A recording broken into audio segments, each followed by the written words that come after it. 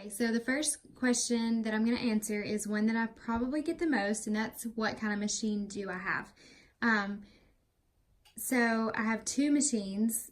My mom and I started a business and we knew we wanted to embroider. So we actually did not start with these machines. We started with a very basic home machine that you would call it. It looks more like a typical sewing machine. I put a picture of it on my blog. But we quickly found out that we needed a bigger machine, and I'm going to show you why, and I kind of explained it a little bit in my blog post, but I thought that this video would help because it's kind of hard to understand. Okay, this is my regular sewing machine. It's not an embroidery machine, but it kind of looks like a home embroidery machine that you would see.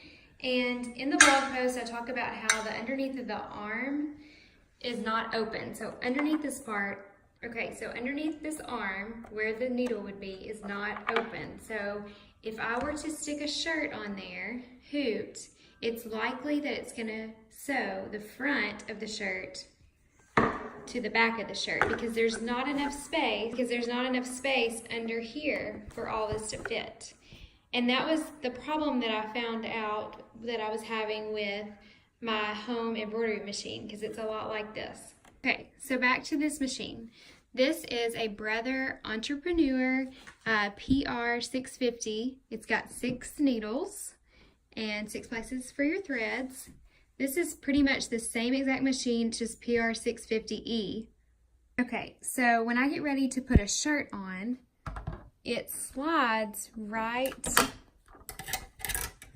on here.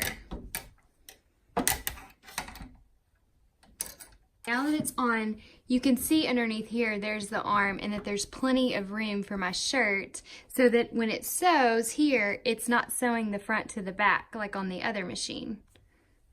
Okay, so that is why we found out quickly that we needed a bigger machine, one that had an opening underneath for pieces like this, because we mainly did a lot of shirts and things where we needed it to be open.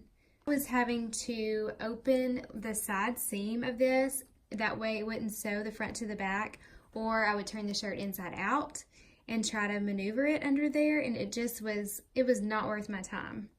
So once I got these big machines, we felt absolutely spoiled. I mean, because we had just had such a rough time with a home machine.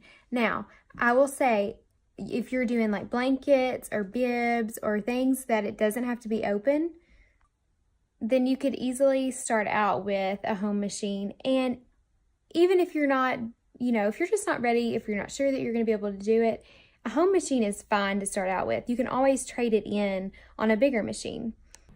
And on my blog post, I also talk about another machine that wasn't available to purchase when we first got into this. And I'll show you the difference between mine and it, but I think it's a really good machine to start out with. I put a picture of it on my blog post, but I wanted to show you it because it looks very similar to mine because I have 6 places that I can put threads up here, okay? But then if you look underneath here, there are actually 6 threaded needles. So what that means is the other machine that I show you a picture of only has 1 needle in the middle. And so you actually have to thread your needle each time that you get ready to use a different color. But I do believe that the price point of that machine is a lot less, so it would probably be a really good machine to start out with because it has the arm underneath like this, so you can do shirts and other